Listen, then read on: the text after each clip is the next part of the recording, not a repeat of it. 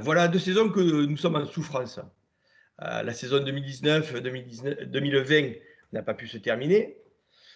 En septembre, nous pensions bien pouvoir faire une saison complète et nous avons incité les clubs à aller, se réaffilier, à prendre des licences et à les encourager à inscrire leurs équipes. Mais hélas, la deuxième vague de la Covid-19 nous a rattrapés et certaines de nos équipes jeunes, notamment les U9, U11, U13, n'ont même pas pu commencer leur championnat. Les U15, U17, U18 ont pu faire jusqu'à 2-3 matchs maximum, et à peu près pareil pour les adultes. Et depuis voilà, plus de matchs. Malgré ce, il y a eu plusieurs étapes qui nous ont permis de mettre en place des actions. Des petites reprises d'activité, sans contact, en extérieur. Et si au début, les enfants ont été plutôt nombreux, petit à petit, au plus fort de l'hiver, les effectifs se sont fortement réduits. Donc, on voyait bien qu'on était au bout du système. Il était urgent que l'on puisse reprendre nos activités. Malgré ce, les activités du comité en lui-même ont été multiples dans les actions, multiples dans la pratique. Nous avons essayé d'utiliser toutes les possibilités dérogatoires possibles pour maintenir les actions de détection et les entraînements des sélections, jusqu'à proposer aussi des préparations au concours entre épaules. Les salariés ont multiplié les actions dans le milieu scolaire pour faire découvrir la pratique et que les clubs puissent, soit dès cette fin de saison, soit sur le début de la saison prochaine, récupérer de nouveaux licenciés et commencer, s'ils intègrent les clubs dès maintenant, commencer à pouvoir reprendre les activités telles qu'on les a proposées, et je vais y revenir dessus. Nous avons aussi assisté les clubs qui avaient du mal à reprendre leurs activités pour les relancer et leur permettre, sur cette fin de saison, d'avoir une vraie activité et de pouvoir proposer à leurs licenciés des reprises de matchs, puisque nous avons, depuis ce week-end, pu mettre en place des rencontres sur les U11, U13, U15, U17, U18, tant au féminin qu'au masculin. Donc pour cela, nous avons établi un programme de reprise pour les dernières périodes, juste avant les vacances, de nouvelles dates de détection, des entraînements et des stages pour nos sélections, et depuis 2 mois et demi maintenant, le lancement d'une nouvelle pratique, le beach, où nous avons mis en place des journées de découverte de la pratique par génération ou par club en fonction, puis des détections pour la création de nos futures équipes départementales de beach. Actuellement, la génération 2006, qui va pouvoir faire leur premier tournoi, puis en préparation, la génération 2007. C'était notre devoir, mon devoir en particulier, de maintenir ce lien. Donc nous avons, grâce à toi, Fabien, mis en place un système de communication, dans un premier temps par des lettres informatives. Au fur et à mesure des évolutions de la crise sanitaire, nous faisions des informations sur ce qui était possible de faire ou ne pas faire. Donc ces communications étaient envoyées par mail, évidemment, puis elles étaient aussi postées sur le site du comité et sur les réseaux sociaux. Nous avons aussi fait quelques visios pour préciser les étapes importantes et les dossiers qu'allaient devoir traiter les clubs et aussi les aides qu'ils allaient pouvoir bénéficier. Bon, c'était des moments un peu forts pour pouvoir d'abord aussi se retrouver, même si c'était qu'à travers un écran, mais pour pouvoir expliquer qu'il y avait des choses qui étaient possibles et que tout le monde pouvait en bénéficier. Récemment, les dossiers ANS, peu de temps avant, les aides qu'avait mis en place l'État, mais qui étaient plus destinées aux clubs employeurs. Enfin bref, on a essayé d'utiliser plusieurs canaux pour pouvoir maintenir ce lien-là.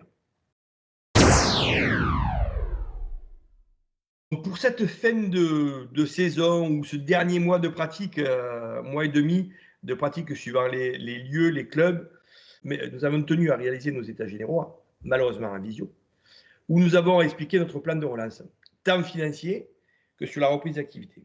Et c'est sur la reprise d'activité que je vais approfondir la question. C'est que depuis ce week-end, depuis donc les samedis 5 et dimanche 6 juin, les mineurs ont pu retrouver et la joie de pratiquer le handball normalement dans les salles en faisant des matchs. Donc sous forme de tournoi, suivant les organisations qui étaient possibles, ou en match sec. Mais quoi qu'il en soit, depuis ce week-end, et ce sera décliné jusqu'au week-end du 26-27 juin, nous allons proposer sur les catégories U9, U11, U13, U15, U17, U18, féminin masculin, pardon, nous allons pouvoir leur proposer des matchs. Et ça, je pense que c'était impératif. C'est pour ça que j'ai tenu avec les salariés et les membres du CA à que cette reprise se fasse pour que on puisse terminer sur une bonne note. Je pense que la reprise de licence sera très liée à la réussite de notre reprise d'activité. Et donc, on aura des moments forts le 12 juin co-organisé par le club de l'UHTB, donc l'Union Tarascon-Beaucaire et le comité, un tournoi, le traditionnel tournoi de mini-hand, des écoles de hand, donc, sur la journée du 12.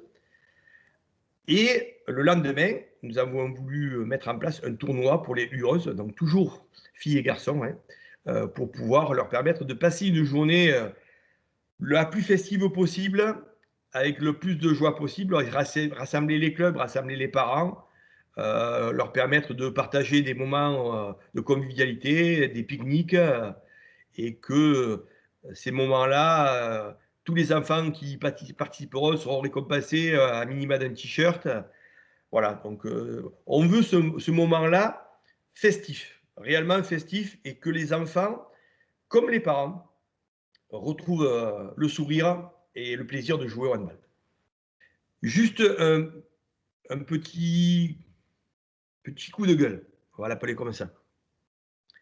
Ce week-end, malgré mon alerte aux États généraux, quand nous avons expliqué que nous allions reprendre les matchs, j'avais expliqué que ces matchs-là, ils devaient avoir lieu dans un état d'esprit de plaisir, de retour à la pratique, mais avec du plaisir.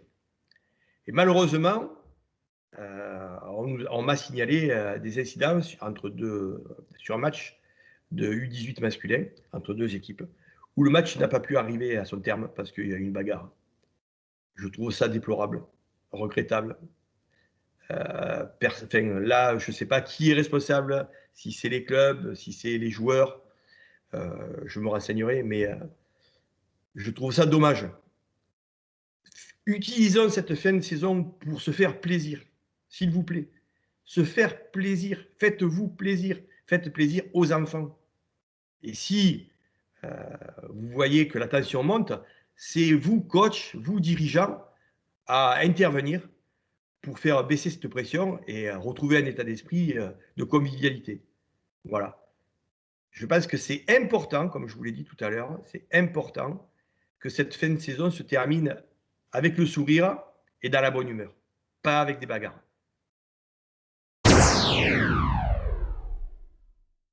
Le comité s'est mis en ordre de bataille et je pense que la Ligue va très rapidement communiquer aussi dessus pour pouvoir proposer une reprise d'activité vraisemblablement début octobre. Pourquoi début octobre et pas avant? Parce qu'on souhaite que les clubs aient le temps de pouvoir organiser les forums sportifs, de pouvoir organiser des portes ouvertes, de pouvoir mettre en place des rencontres pour pouvoir attirer des licenciés comme des non-licenciés, pour pouvoir fidéliser nos licenciés et aller chercher de nouveaux adhérents. Donc, j'espère de tout cœur que la saison 2021-2022, ce sera la saison de la reprise totale, sans perturbation, ou en tout cas le moins possible, où tout le monde pourra jouer en pratiquant le handball et en faisant une saison complète. sans risque sanitaire et sans encombre.